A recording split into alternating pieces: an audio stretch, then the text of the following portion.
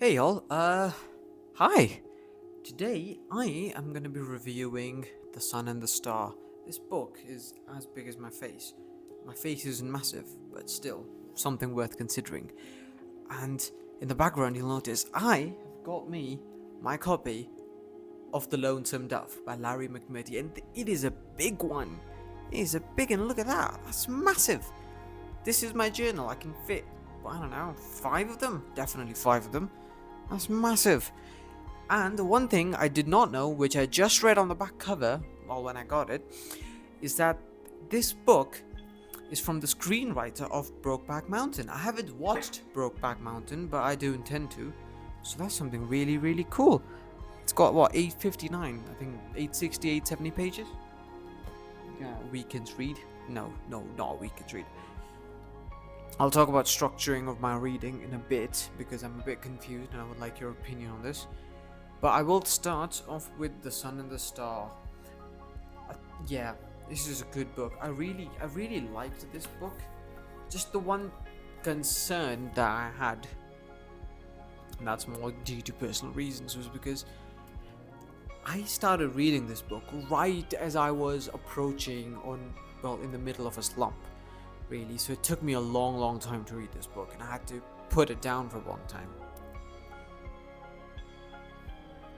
Right, hopefully I cut that part out, but as I was saying, I started reading this book as I was in the middle of a slump, so really, this is the only book I had on my nightstand, and I would not read it for maybe weeks on end. And when I would read it, I would read a page at most a day, so it was really bad. And there was a long time between me reading the first third of the book and then getting into a good groove and starting to read again and then finishing the book. So that's one thing I really regret, is not reading it in one go, just reading it thoroughly without being in that slump. I really regret it. And a little bit of backstory on this book. I got this one for my birthday in 2 years ago, actually. And this book was given to me by my best friend at that time. And unfortunately, we're no longer friends. We no longer speak to each other. And that's really unfortunate because I would like to tell him that this book is pretty fucking amazing. It's really good. When this book was announced and it came out and I first heard of it, I was a bit skeptical. I don't know how good Nico and Will's story would be. They seem like a cute couple, but yeah. And I've been a massive Percy Jackson fan. I started reading my reading journey of Percy Jackson from the fifth book, which is a bit weird, I admit. Who starts reading a Percy Jackson book from book 5? That's fucking weird. And the book 5 was called The Battle of Labyrinth, and I started reading from book 5, and I got really hooked on it for some reason, even though I didn't know the characters or anything, because how would you know the characters if you're reading from book 5?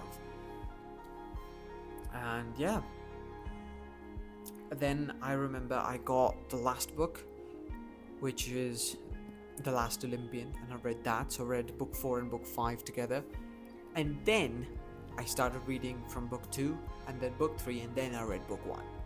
So that's how I got into Percy Jackson. And then I got the Heroes of Olympus series, and then I started reading the Trials of Olympus series as it was coming out. So I kept up to date, and now we're in The Sun and the Stars, and there's 2 new Percy Jackson books going on. And you know what, I should review Chalice of the Gods as well. I have that, and I have The Wrath of the Triple Goddess coming up in my reading list soon, so I will read that as well. But yeah, I really was skeptical about how this book was going to be, and I'm happy to say that for most part it's a very enjoyable read.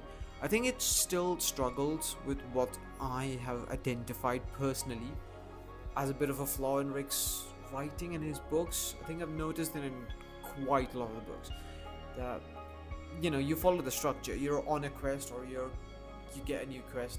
Our characters get a new quest. The setting up of that quest and the beginning of that quest, they're not janky, but they're slow. That's what I found out, that they're very slow. So exactly what I thought, and what I've written down on my phone here. But yeah, the pacing of the first 2 quarters of the book was the same as the last 2. I think the first half of the book, maybe not the first half, maybe the first 1.5 quarters of the book were too for my preference, a bit slow compared to the rest of the book. If everything was the same pace, then I would have probably liked it more, but yeah, the first almost two quarters were a bit slower than the other two, because I really got in the groove as soon as I, got past halfway in the book, and I really, really, really enjoyed. I'm not gonna go into spoilers for this story because it was a very, very weird premise, I will admit. Like, I would not have expected it to happen. It was nice that it happened, saving Bob after he was left in Tartarus in the House of Hades, in the Heroes of Olympus book.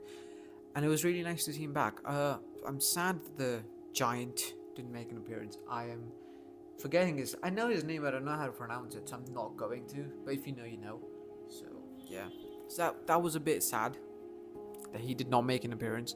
But still, the books were very good, and I really, really liked how the dynamic of how different the individuals Will Solis and Nico D'Angelo are, and how their relationship was growing, and they were learning how to be with each other, really. And that was very, very enjoyable to see. I really love seeing that. I was taught a few things about relationships that I was struggling with, and I saw an approach on how they handled it, and I was like, wow, that is cool.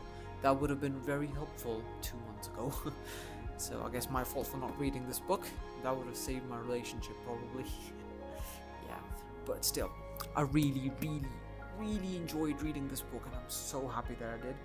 And The Court of the Dead is up next in my list. I will have to get through it. I think I have like 13 books currently in my to be read, and I want to get them done by July maybe, but I'm not so sure because my pace is very slow. And that's going to put us into a very good segue of how I want to structure my reading. Because currently I'm reading The Fellowship of the Ring. I have Meditations by Marcus Aurelius, which came out, whose copy I got 2 days ago. And now I have The Lonesome Dove. That's something I'm reading. Before the Coffee Gets Cold series, I've only read the first book. I still have Tales from the Cafe to be read in this hardcover. It's difficult, man. I don't know how to structure my reading, and if you guys have any opinions on what you do personally, I would really love to know. Stop sliding, man. But yeah, what thought I had was currently what I'm doing is I'm just reading The Fellowship of the Ring, but I'm thinking that I divide my reading in like 3 or 4 sections, and I can read 4 different books at that time. So in the morning I start off with Meditations. In after my workout session, around noon, I read either Before the Coffee Gets Cold, something light, or Lonesome Dove. I don't know how light or heavy it is, I just know it's a very amazing book. So I have really, really high hopes for this book. And the next part is probably what else? What else do we do? Yeah, that's what I'm thinking. Just alternate between like 4 different books a day. And I don't know how sustainable or feasible or good that is, because I don't want to get jumbled up between the books. I don't want to get confused between the books, and I guess that's something I'll only find out through trial and error. But I still want to know, if you guys have any thoughts, anything at all, I would really love to know. But yeah, that's it's gonna be me, The Sun and the Star. Overall, probably 4 out of 5 if I had to rate it. The only regret I have is not reading it in one go, so maybe my review is a bit muddled there, but I really enjoyed it. It's really good. If you like Rick Riordan and his reading, you're gonna love this. It's not got a lot of Percy and Annabeth in it, which is to be expected. I really appreciate that. At first I was a bit disappointed, but I really appreciate it because they have their own lives. Let them do it in their own books. This is Will and Nico, and I'll be damned, Nico and Will carried, as they should, of course. A very good power couple. I really like them. Yeah, it's interesting. I'm making this review in June, but I read it in May, so it's been long overdue. Yeah, I really, really like this book, and if you are on the fence, if you want to read The Sun and the Star, yes, read it. That's all I'm going to say. Read it and find out for your own if you enjoy it or if you only like it. I don't think you're going to hate it, but you never know. I hope you don't hate it. Yeah, that'll be all from me. Bye bye.